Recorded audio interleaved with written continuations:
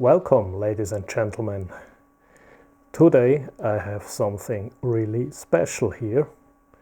It's the MORA therapy unit. This is something you have probably never seen before and never heard before. It's an extremely rare device. Firstly, because only a handful of them has been built. I don't know, maybe a couple of hundred, maybe 1,000. They have been extremely expensive. I heard prices about 15,000 Swiss francs when they were new in 1981. And they are still sold.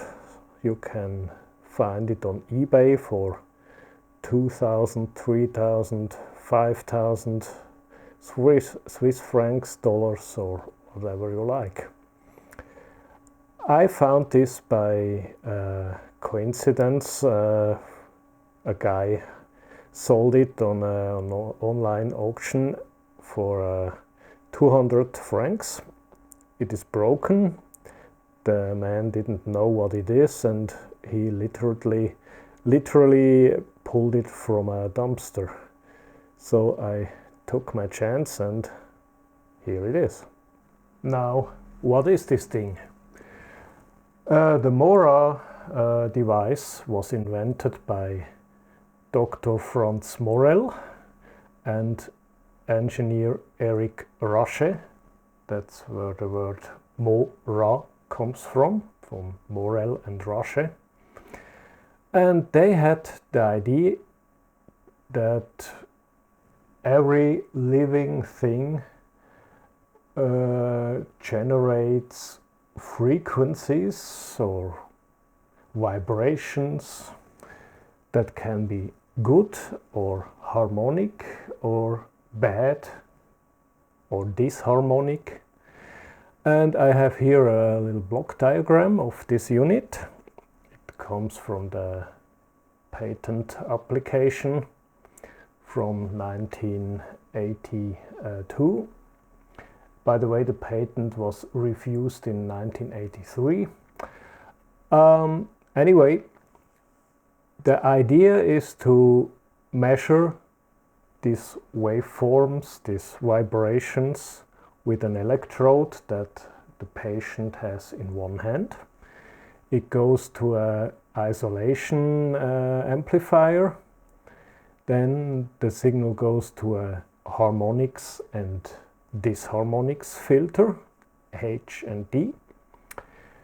The disharmonic frequencies are considered bad, so they are inverted with this inverter circuit between D and D with a line on the top, which means in digital design that it's an inverted signal.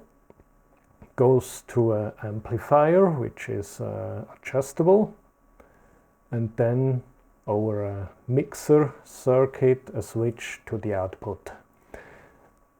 And because the disharmonic waves are inverted, so they will cancel out the disharmonic waves that exist in the patient, and everything goes into harmony.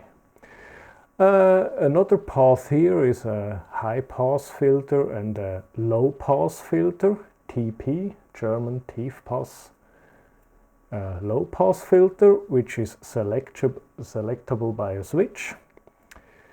This signal A is either inverted to A inverted or A direct. Goes to two different amplifiers, which are again adjustable and can be selected to go to the output directly without this harmonics or disharmonics filter. What exactly that means, well, I don't know. I have read the patent application, but it is written in a way that it's not very clear how exactly it should work. And I think that's the reason why the patent has been refused. So let's have a closer look to the unit. It is powered on now. Here on the left side we have a timer counter module. This is simply to count the numbers of on and off cycles of this machine. You see there is a little bit of problem with the LED display. It's only the display, everything else is working. So for example, you want to have 30 cycles of this therapy. You can set that to the timer mode or to continuous mode. So the LED here shows you if the unit is active or not. Then here you have the therapy, you have the cycles, the time, how long the unit is on. So you can go from 1 second to 12.5 seconds. And this, of course, pause is also from 1 second to 12. And if you push the start button, it counts back. You see some missing elements here.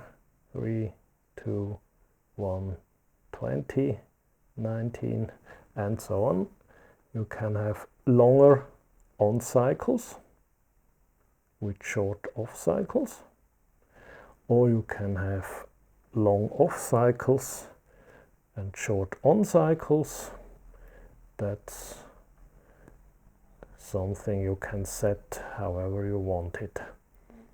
You also have a stop button and a continuous switch. Yeah, everything this counter timer circuit here does is, you can hear it, it has a relay inside. Maybe you can hear it.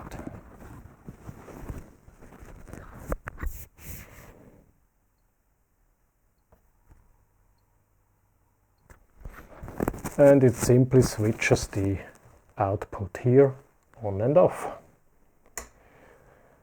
Okay, let's stop that. Then we have a frequency selector. We have a high pass filter and a low pass filter. TP stands for low pass, Tiefpass German. We have a X1 and an X10 range, and we have frequencies from 100 to 1000 Hertz, or if we are in the X10 range, from 1000 to 10,000 Hertz. This is for the high pass, this is for the low pass. There is a button missing, but as I said, the unit was found in a dumpster. Then we have the amplifier for the harmonics and the disharmonics. Harmonics go from off to 4.0, whatever unit this may be. And the disharmonics go from off to 40. Don't know what units. These two amplifiers here go to this harmonics and disharmonics button, which is now selected. You see the LED is on. You can also have the input signal directly. The D does also mean direct. Well, maybe, I'm not sure. I don't have a manual for this. And you can have it inverted. And you also see the D here is always inverted, because D are disharmonic frequencies, which are bad. And if you invert the bad, you get something good. Logic. That's the power on off switch. that does exactly what it's supposed to be. We have a ZMR switch, and I have no idea what it is. I know there is a resistor between this switch and the output, so I think there is simply a resistor that is added to the output for whatever reasons. And we have a test button, and if we press the test button, the LED here goes out. And I have done some experiments with my frequency generator to the input and the oscilloscope to the output, and the only thing the test button does, it seems to override all this frequency selection stuff.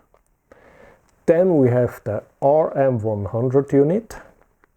I have no idea what this does, but we have a selector for output, input or off. And there some sort of handheld probe can be attached here, and the only thing it does, if I switch it from off to any of these input or output, it swings a little bit. The idea behind this scale here, they added a 50 mark here in between. It says milliamperes DC, but that doesn't count on the newer units. There is no writing here. The theory is if the needle goes to 50, everything is in balance, everything is okay, everything is harmonic. If it goes too high, you have to do something to reduce that, and if it goes too low, you have to do something else to make it go to 50. So 50 is always what you want. If it is 50, you know that's the right spot. The right spot for what? Well, since I don't have a manual, I cannot say exactly how that works. There was a potentiometer for sound, German tone, sound. It's a volume knob. I don't know exactly what kind of sound. There is a speaker on the back side, but I haven't heard any sound yet. Maybe because there is nothing connected here. Well, that's the unit. And before we take it apart, I want you to show this one. That's the address of the previous owner, and it says European Academy for Submolecular Biomedicine. That sounds absolutely fantastic. I have never heard of that, from this European Academy for for Submolecular Biomedicine in Lucerne. The doctor's piece here, he doesn't exist anymore. Maybe he died, perhaps, or he just has given up his institute. Well, the unit is from 1981, so a lot of things could have happened since then. And on the bottom side there is also a sticker telling us that Hans Brüggemann, Biophysical Devices by Munich, that's probably the distributor of this unit, because the manufacturer is a company that still exists. It's called Medtronic, and it is, well, in Germany. I don't know the address, but you can Google that. You will find their website. They have many new interesting devices in this bioresonance field here. Okay, let's open the box and see inside. By the way, the whole principle here of this unit is called bioresonance. And if you're living in the United States, you probably never heard of that, because the FDA, the US Food and Drug Administration, has banned all these bioresonance devices from the market, because they simply said they didn't find any use for this. Well, they simply said it's not working. Funny thing is, in Europe, these devices are pretty popular among biomedicine or biologic doctors, however you call that in English. Well, let's have a look at the electronics. From an engineer point of view, this unit is built very well. I mean, look how these wires are routed here. It's not super pretty, but it's well done. Look at this. They made some nice loops with this flat cable here. There's a bunch of relays here. No, that's capacitors, some precision capacitors. Oh, I first thought it's relays, but it's capacitors, of course, for the low and high pass filter. It seems they are built up quite symmetrical here. That's not bad. There are 1, 2, 3, 4, 5, 6 cards. These 2 cards contain digital circuits, 4000 series CMOS. They are connected to this timer switch and to the display, so that these 2 cards are only for this digital timer display counter stuff. Then we probably have a preamplifier. We have some letters here. That could be Programmsteuerung or something like that. A program or a program controller. Well, program is maybe a little bit too high, but you can program the number of loops. ZAE is probably a Zähler, a counter. Well, makes sense, it counts down to 0. AKTF, probably an active filter. Card number 3, 4, 5, 2, 1. And the RM100. Card number 1, NT, net style, power supply, that's easy. And AKM, active molecular, I don't know. Well, the card number 5. That's the program controller. It has a lot of CMOS 40, 49, 40, 52. I hope you can see that here. The PCB looks nice. It's tinned tracks. Everything is hand soldered, so the whole unit is handmade. No automatic pick and place machines, no automatic soldering. As I said, these units have been made in small quantities, but quite expensive. The counter circuit, well, maybe, okay, that's it.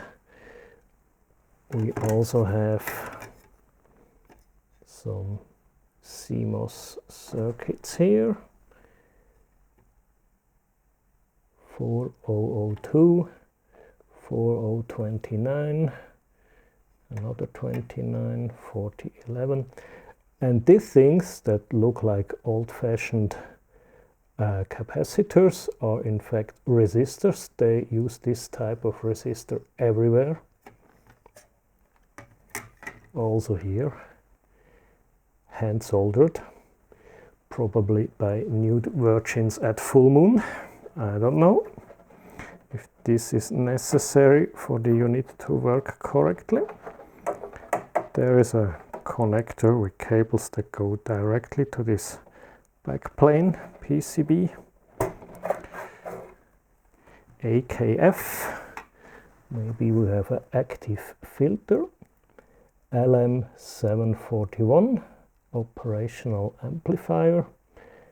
You can make all kind of stuff with them. I think they are probably connected to these switches here for the frequency selection. Hand wired too. Even some space for bigger chips and more components. Maybe for a future revision of the entire thing. Who knows that? And the AKM. There's a beeper. Another 4098. Let's give some more light here. Relay. And there is a chip missing, and that's a chip I have removed because it's not a chip. It's the magic ingredient of this whole device. It's the thing that makes everything possible. It's the thing that makes this unit work. And I'm sorry to say that I destroyed it. And that's this chip thing that I removed from the circuit board. And if I turn it over, you can see that it is not a chip, but it is something totally weird. So, oh, I'm sorry. Normally this is enclosed in black plastic, like this shape here. And I used my Dremel to remove some of the black plastic. And what I found inside is a glass tube, which is surrounded by wires. And inside this glass tube, it's another smaller tube, which is now empty. The problem is I first tried to open that to soften the plastic with my heat gun, and I didn't realize that there is a liquid inside, mainly water. The liquid popped out and left some green stains on my workbench. And to explain, or to try to explain what this unit does, we have to look at the patent application. This is the unit we saw on my bench. You can see number 34, that's the dip socket with 40 pins. Pins are numbered 36 here on this diagram. There is a outer glass tube which has the number 18 and the inner glass tube which is number 37. The outer tube is filled with a mixture of pure water and chlorophyll. That's the green stuff that leaked out when I heated it. The inner tube is filled with only clear water which is referred in the patent application as the solvent, and the water and chlorophyll mixture is referred as the solution. There is also an electrical diagram of this thing here, figure 5. You can see the outer glass tube with a cover number 19. There are 3 windings around it. One is a primary winding, which is the input of this device. The other one is a secondary winding, which has the same number of turns, so from what I can see, which is the output of the device. And the third winding is so-called a regeneration winding, which is energized when you power the whole unit up, and it sends some currents through that, which generates, of course, a magnetic field that somehow regenerates that liquid, because the hydrogen bridge bonds may probably lock up on if you don't do that. The patent, by the way, has the number 3114905A1. You can find it on the German patent office online search. It's a lot of text, all in German, of course.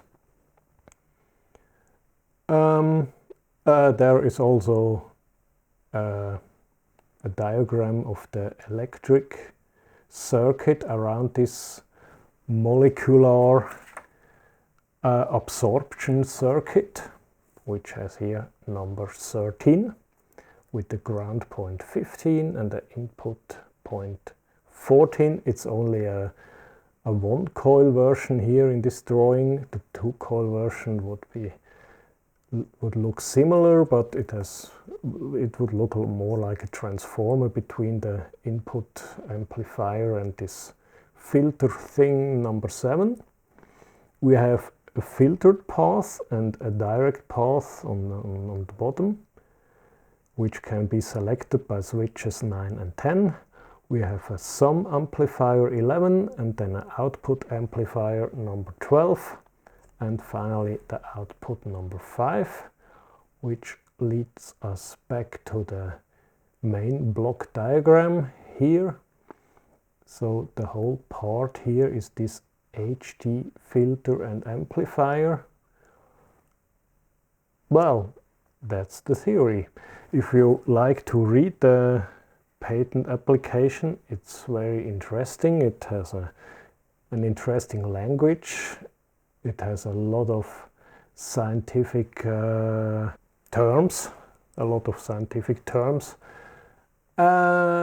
some like quantum physics or biophotons or absorption of quasi-stable frequencies. Well, in fact, I read it and I didn't get how it should work, so I leave it up to you to decide. Well, think whatever you want.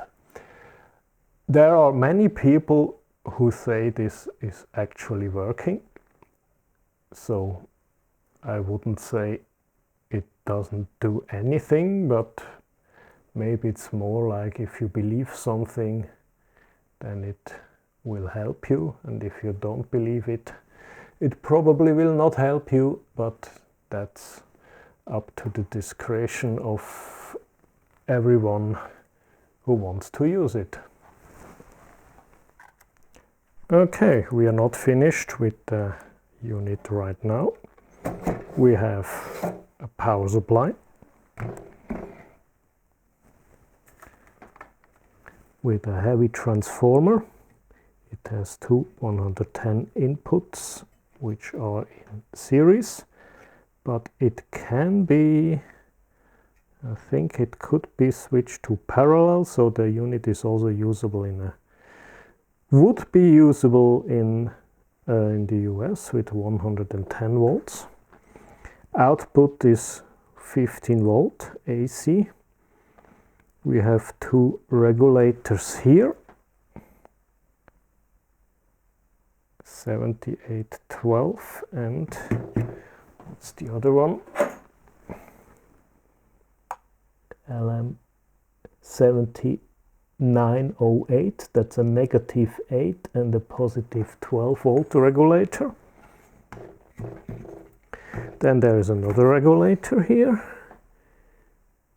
That's I think that's the positive 8 volt. Yes, 7808. 78 is a positive regulator, 79 are negative regulators. So they are using plus minus 8 volt, and it seems 12 volt is also something. A couple of capacitors, two bridge rectifiers here. The transformer is a little bit special. It is tested up to 5000 volts insulation, of course, because even if this is not a certified medical device, there is still someone holding electrodes in his hands, so the worst thing that could happen is that someone gets an electric shock. Then there is the RM100 card. There is again a 4046 CMOS circuit, a couple of potentiometers, resistors, diodes, a transistor, and a lot of stuff that could be added. This PCB here looks a little bit like handmade. Maybe they made it in their own factory, while the other PCBs look a little bit more professional. Don't know if they also made it in their factory or if they gave it to someone who makes them professionally. It's 1981. Making some PCBs was a little bit more difficult then. There have not been so many manufacturers who made them in small quantities, just to your own wishes. Well, that's it. And there's also a chip, and funnily it has no marking. Someone scraped it away. I have no idea what it is. This between the two, no, between the power supply and the first card. I don't know, something. Okay. How about the safety feature? We have a properly grounded mains input here with the fuse. Fuse is, I think, 250 milliamps. We have a speaker. That thick wire here goes to the main switch, which is down there. And then these tiny wires here come back from the main switch and go directly to the connector here and to the transformer. So in my opinion, a device that is made to work with very weak signals, with biological signals from a patient somehow. And then there is this tiny wire, which is certainly enough for the voltage, but well, I'm not sure. And then they are very close to these signal wires here. I don't know what they're doing, but well, there are some shielded signal wires here. But on the other hand, there are many unshielded wires that go to these selection knobs. Maybe they're only switching some DC voltages that do something on this. But anyway, the back plane here is not shielded at all. The inputs are just banana plugs, single pole without a grounding plug or something, a grounding connection. And that's something that makes me a little bit think about. They are measuring frequencies that they self-claim they're too weak to measure with a standard oscilloscope or something like that. No shielding on the back plane, and the patient holding this electrode, which is connected to a banana cable, is not sitting in a shielded room. So this unit picks up every kind of electrical noise, every kind of 50 or 60 hertz zoom from the mains. It picks up all kind of Wi-Fi and radio signals, and somehow this strange little filter here is able to filter out the useful frequencies from the not so useful frequencies with the aid of chlorophyll and water and magnetism and some strange effects that I cannot explain, even if I read the patent application where everything is explained. So that's the MORA therapy unit from 1981. There are later units like MORA3, that's a MORA2. The MORA1 was invented in 1977. And they're still producing MORA machines. The newest versions have a big LCD screen and an integrated PC with all kind of graphics, and it suggests you some what medicaments you could use to cure all the problems. Well, okay, I hope you found it interesting. Thanks for watching.